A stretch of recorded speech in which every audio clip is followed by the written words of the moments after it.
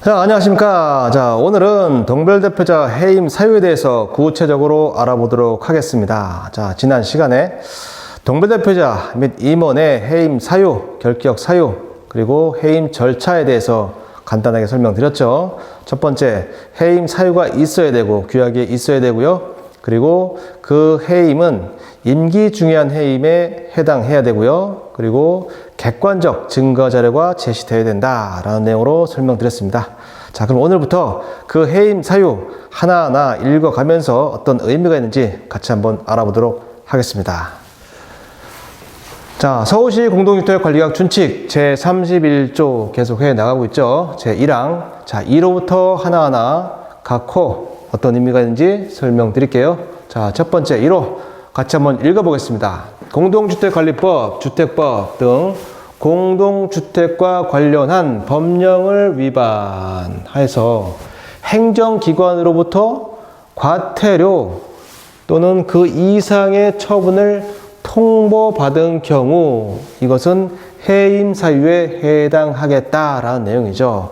방금 전 말씀드렸듯이 해임 사유는 공동주택관리법, 주택법 등등 공동주택과 관련된 법령을 위반했느냐 해임 사유가 되겠죠. 위반했으면 맞아 해임 사유 되겠군.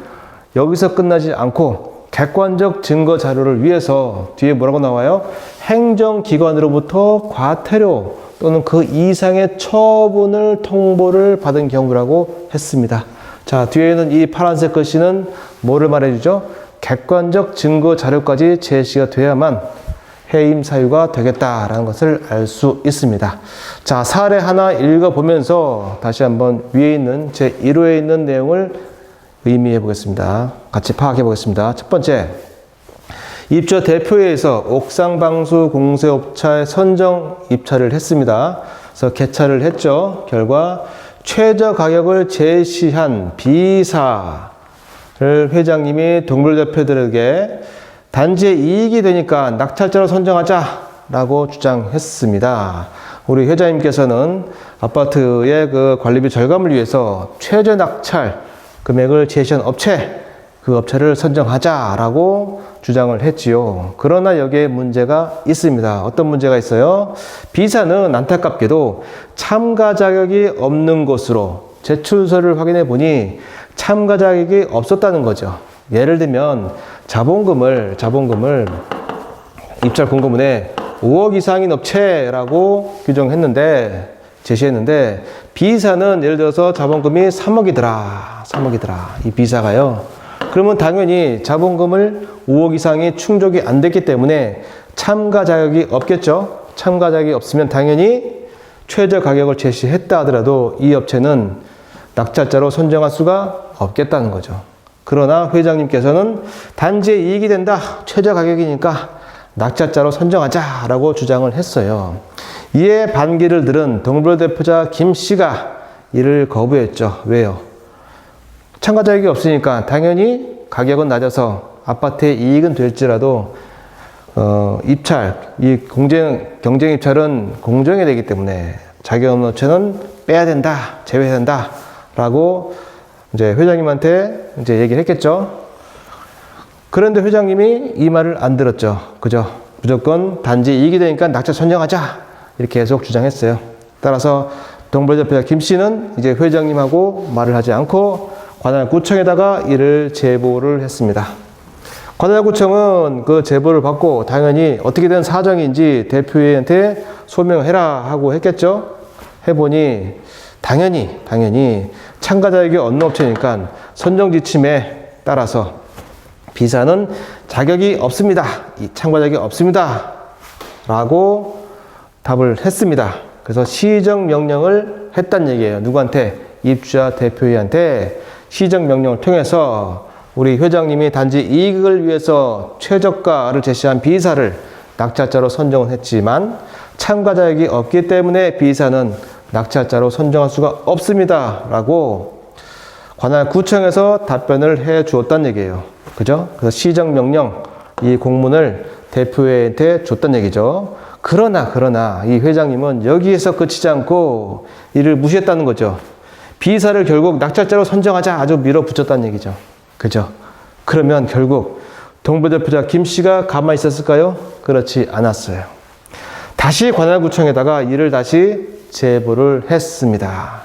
관할구청에서 이를 받고 제보를 받고 다시 대표한테 시정명령을 할 수도 있겠지만 첫 번째 시정명령이라는 것은 지침을 위반했으니까 지침에 맞게 다시 선정하시오 라고 시정명령을 했지만 이를 안 듣고 강행을 했기 때문에 두 번째에서는 대표 앞으로 과태료 부과가 됐다는 얘기예요. 그죠? 처분 통보가 되었다 이거죠. 여기서 알 수 있는 이 사례. 자, 위에 있는 공동주택관리법, 주택법 등 공동주택 관련한 법령을 위반했다. 그죠? 우리가 법령에서 위임된 선정지침, 주택관리업자 및 사업자 선정지침. 지침은 우리 공직법령에서 위임했기 때문에 지침도 반드시 지켜야 한다. 만약에 준수하지 않았을 때에는 해당 과태료 부과가 된다는 얘기죠. 이 법령을 위반한 사실이 명확하죠. 거기에다가 행정기관으로부터 과태료 처분받았다. 만약에 시정명령을 받고 그대로 시정명령대로 회장님이 이 비사를 낙찰자로 선정하지 않았다면 당연히 여기서 끝나서 해임 사유가 안 됐을 텐데 이를 강행해서 낙찰자로 밀어붙였다 이거죠. 결국 관할구청으로부터 과태료 처분을 받으면서 뒤에 있는 이 과태료 증거까지 확실하게 받았다는 얘기죠. 그래서 이 회장님께서는 안타깝게도 동별대표자가 아니고 동별대표자는 맞는데 동별대표자 해임 사유가 아닌 회장의 해임 사유, 임원의 해임 사유에 의해서 해임 요청을 받으면 여기에 있는 두 가지 요건을 다 충족했기 때문에 해임이 될 상황이 되었다. 물론 해임되려면 그 전체 입주자 등 10분의 이상이 투표하고 투표자 과반수가 찬성을 해서 해임을 종결시켜야 되는데 그 해임 방법 가기 전에 이 해임 사유에 맞더라 이거죠. 따라서 이 회장님은 여기에 맞으면 나는 해임을 당할 수 없어 라고 주장해도 여기에 있는 해임 사유와 즉 객관적 증거 자료가 있기 때문에 이분은 해임이 될 가능성이 높다 이거죠. 이해됐습니까?